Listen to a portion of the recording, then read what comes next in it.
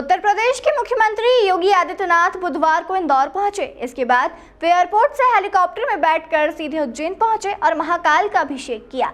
इसके बाद भर्तृहरि की गुफा के भी दर्शन किए। इसके बाद दोपहर में इंदौर लौट आए। यहां राजबाड़ा स्थित देवी अहिल्या प्रतिमा पर नमन कर माल्यार्पण किया। फिर वे नाथ मंदिर पहुंचे और ध्वज स्तंभ का अनावरण किया। सबसे पहले योगी महाकाल लोक पहुंचे। श्री महाकालेश्वर मंदिर में करीब 35 मिनट तक पूजा की। गाय के दूध, घी, दही, शहद, शक्कर, फल के रस से महाकाल का अभिषेक किया। रुद्राक्ष की माला, बिल्वपत्र, मखाने की माला, केसर, चंदन, इत्र अर्पित कर पंचामृत पूजन किया।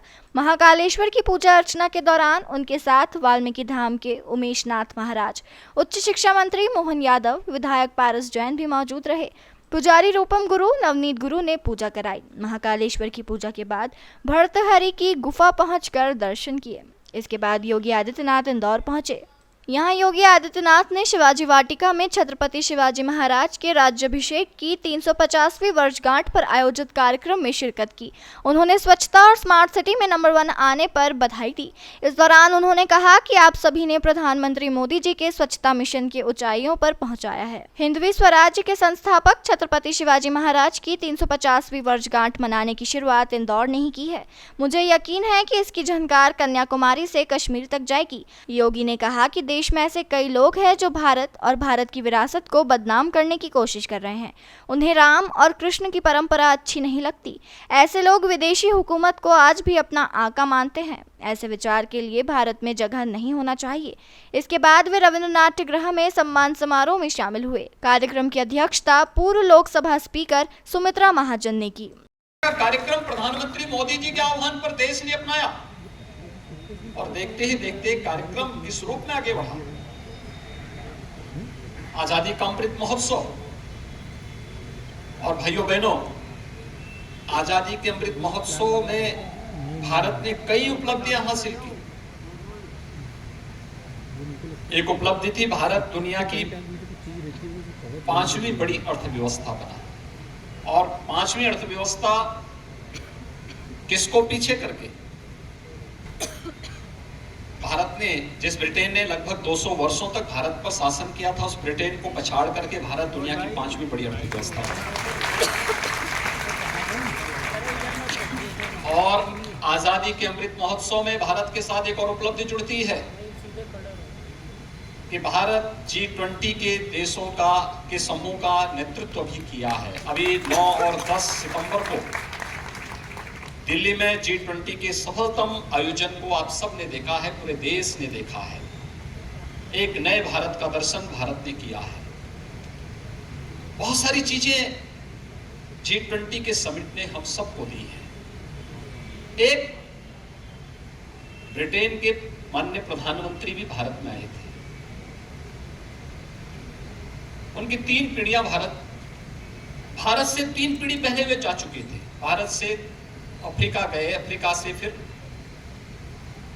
यूके में आए। विरासत के प्रति सम्मान और श्रद्धा का भाव क्या होता है? आज भी ब्रिटेन के प्रधानमंत्री कहते हैं, मुझे गर्व है मैं हिंदू हूं। यही सनातन के संस्कार है। उन्हें मंदिर जाने में संकोच नहीं, उन्हें गौ माता की पूजा करने में संकोच नहीं, उन्हें संतों के सानिध्य में बैठने में संकोच नहीं, उन्हें जय श्री राम और जय सिया राम कहने में कोई संकोच नहीं, क्योंकि उन्होंने संघर्ष किया है, क्योंकि वह विरासत संस्कारों के साथ जुड़ी हुई है, क्योंकि वह विरासत अपने मूल्य और अपने आदर्शों पे चल करके अपने जड़ों से जुड़ी रही है। और जड़ों से वही जुड़ाव जो सनातन धर्म की मूल्यों ने उन्हें दिया है।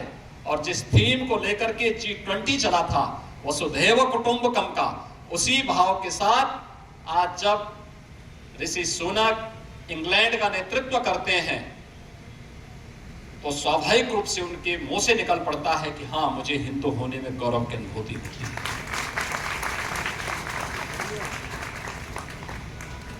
लेकिन बहुत सारे लोग ऐसे हैं जो सनातन धर्म को आज कोसने का कार्य कर रहे हैं।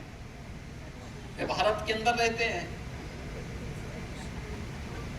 वे भारत के अंदर रह करके भारत के मूल्यों पर, भारत के आदर्शों पर, भारत के सिद्धांतों पर प्रहार करने में जब भी उन्हें मौका मिलता है कोई अवसर चूकते नहीं हैं। ये हर कालखंड में हुआ है, ऐसा नहीं कि पहली बार हो रहा हो।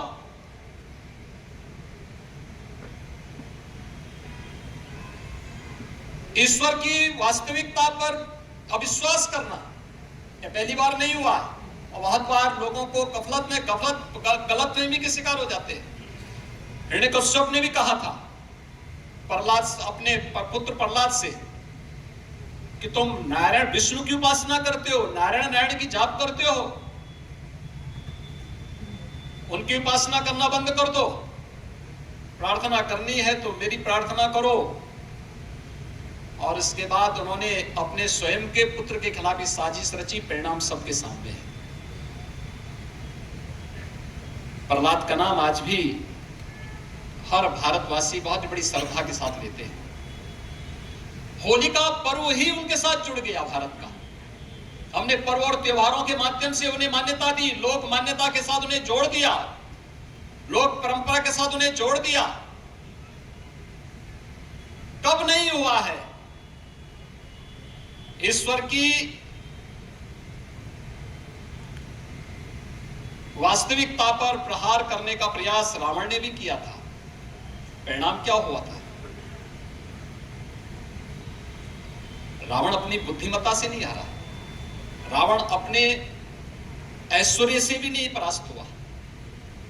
रावण त्रिलोक विजयी रखने की क्षमता रखता था, लेकिन रावण को उनके अहंकार ने समाप्त कर दिया, क्योंकि वह भी ईश्वर के अस्तित्व पर प्रश्न खड़ा करने लग गया था। ऐसे ही कंस के साथ भी हुआ था। कंस ने सोचा, जब आकाशवाणी हुई कि देवकी के 8वें पुत्र के हाथों तुम मारे जाओगे, तो उनको लगा कि जब मैं सबको मार डालूंगा तो फिर कुछ बचेगा ही नहीं। लेकिन उनके मालूम नहीं था कि जो होनी होती है वो तो होगी ही, उसको कोई टाल नहीं सकता है। और हुआ वही, मां देवकी के 8वें पुत्र से ही कंस मारा गया। कंस की हुंकार भी कृष्ण को रोक नहीं पाई थी। और सनातन धर्म पर प्रहार ये कोई नई बात नहीं है, अनेक आए। अभी मुझे कुछ देर पहले इंदौर से द नेशन टाइम्स की रिपोर्ट।